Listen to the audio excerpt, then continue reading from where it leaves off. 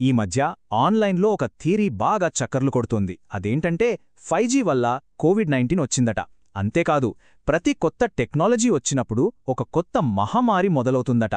మరి ఈ విశ్లేషణలో ఈ టెక్నాలజీకి, మహమ్మారులకు మధ్య నిజంగా ఏదైనా సంబంధం ఉందో లేదో లోతుగా పరిశీలిద్దాం. ఈ ప్రశ్న చాలామంది మెదళ్లను తొలిచేస్తోంది కదా. మనం రోజూ వాడే టెక్నాలజీ పురోగతికి, ప్రపంచాన్ని వణికించిన భయంకరమైన వ్యాధులకు మధ్య నిజంగానే ఏదో తెలియని లింకుందా? అసలు ఈ ప్యాటర్న్ వెనుకున్న నిజానిజాలేంటో ఇప్పుడు శోధిద్దాం. ఈ సిద్ధాంతం చెప్పొచ్చేదేంటంటే చాలా సింపుల్. 1G నుంచి మొదలుపెట్టి 5G వరకు ప్రతి కొత్త నెట్వర్క్ను ప్రారంభించినప్పుడు దాంతో పాటే ఒక కొత్త రకమైన అనారోగ్యం కూడా మొదలైందని ఈ థియరీని నమ్మేవాళ్లు గట్టిగా వాదిస్తున్నారు.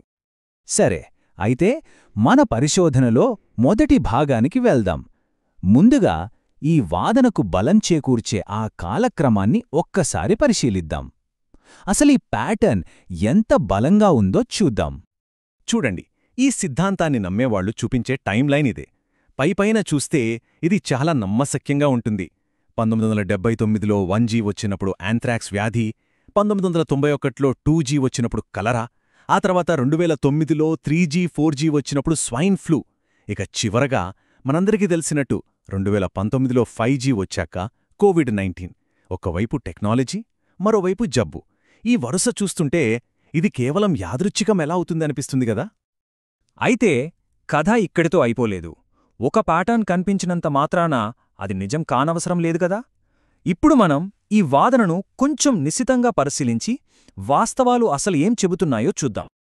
ఇక్కడే ఉందసలు ట్విస్ట్. ఈ సిద్ధాంతం దానికి అనుకూలమైన సంఘటనలు మాత్రమే ఎంచుకుని మిగతా వాటిని సౌకర్యవంతంగా వదిలేస్తోంది. దీన్నే చెరీ పికింగ్ అంటారు. ఉదాహరణకు 1980లలో లక్షల మందిని ప్రభావితం చేసిన తట్టుమహమ్మాయి గురించి మాట్లాడరు. లేదా ఈ మధ్యే ప్రపంచాన్ని భయపెట్టిన ఎబోలా, జీకా వైరస్ల సంగతేంటి? ఎందుకంటే సింపుల్, ఆ వ్యాధులు వచ్చినప్పుడు ఏ కొత్త మొబైల్ టెక్నాలజీ విడుదల కాలేదు. ఇది కావాలని విస్మరించిన వాస్తవం. సరే, ఇప్పుడు ఆ టైమ్లైన్లోని ప్రతి పాయింట్ను ఫ్యాక్ట్ చెక్ చేద్దాం. 1979లో వచ్చింది యాంథ్రాక్స్ మహమ్మారి కాదు, అది ఒక మిలిటరీ ల్యాబ్ నుండి జరిగిన ప్రమాదం. 1991 నాటి కాలరా 2G వల్ల రాలేదు, అది ఎన్నో శతాబ్దాలుగా ఉన్న వ్యాధి అంతే. ఇక H1N1, కోవిడ్-19 ఈ రెండింటికి జీవ సంబంధిత మూలాలున్నాయి. అవి జంతువుల నుండి మనుషులకు వ్యాపించాయని బలమైన శాస్త్రీయ ఆధారాలున్నాయి, టవర్ల నుండి కాదు. ఇక సైన్స్ ఏం చెబుతోందో చూద్దాం. ఇది చాలా important point. Cellphone technology non ionizing రేడియేషన్ను వాడుతోంది.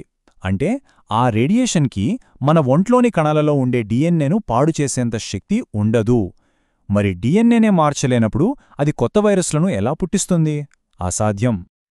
సరే, ఇదంతా అవాస్తవమని తెలిసిపోయింది కదా. అయినా సరే, ఇంతమంది ఇలాంటి కథలను ఎందుకు నమ్ముతారు? అసలు ఇలాంటివి మనల్ని అంతలా ఎలా ఆకర్షిస్తాయి?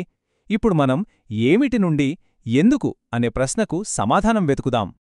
దీనికి సమాధానం మన మెదడు పనిచేసే విధానంలోనే ఉంది.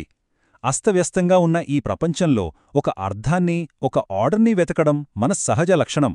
అందుకే సంబంధం లేని రెండు విషయాల మధ్య కూడా మనకు తెలియకుండానే ఒక కథనో, ఒక ప్యాటర్న్ను మన మెదడు అల్లేసుకుంటుంది. ఈ సిద్ధాంతం ఇంత వేగంగా వ్యాపించడానికి చాలా కారణాలున్నాయి. మన మెదడు ప్యాటర్న్స్ వెతకడం ఒకటి, రెండు సంఘటనలు ఒకేసారి జరిగితే వాటి మధ్య సంబంధం ఉందని భ్రమపడటం మరొకటి. దీనికి తోడు పెద్ద పెద్ద కంపెనీల మీదున్న అపనమ్మకం, ఇక సోషల్ మీడియా అల్గారిథం సంగతి మనకు తెలిసిందేగా. నిజమో కాదో చూడవు, సంచలనంగా ఉంటే చాలు మన ముందుకు తెచ్చిపడేస్తాయి. ఇవన్నీ కలిసి ఈ నిప్పుకు ఆజ్యం పోస్తాయి. ఇప్పుడు మనం చాలా ముఖ్యమైన భాగానికి వచ్చాం. తప్పుడు సమాచారాన్ని, ఇలాంటి కథనాల్ని మనమే ఎలా గుర్తించాలో దానికి ఉపయోగపడే కొన్ని సింపుల్ టూల్స్ గురించి తెలుసుకుందాం. ఆన్లైన్లో ఇలాంటి ఆకర్షణీయమైన వాదనలెదురైనప్పుడు ఒక 3 సులభమైన స్టెప్స్ ఫాలో అవ్వండి. 1. ఇది నిజంగా ఒక ప్యాటర్నా, లేక కేవలం కొన్ని సంఘటనలను మాత్రమే ఎంచుకున్నారా అని ప్రశ్నించండి. 2. సైన్స్ ఏం చెబుతోంది, ఆధారాలున్నాయా అని చూడండి. 3. ఈ సమాచారాన్ని ఎవరు పంచుకుంటున్నారు, వాళ్ల ఉద్దేశ్యమేమై ఉంటుంది అని ఆలోచించండి. ఈ మొత్తం విశ్లేషణకు గుండెలాంటి వాక్యమిదే.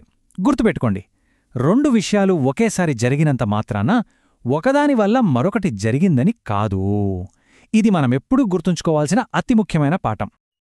కాబట్టి చివరిగా ఈ ప్రశ్నతో ముగిద్దాం. ఆకట్టుకునే కథలకు బదులుగా మనం ఆధారాలను నమ్మినప్పుడు వాస్తవాలు మనకు చెప్పే అసలైన కథ ఏమిటి? ఈ విషయం గురించి ఒక్కసారి ఆలోచించండి.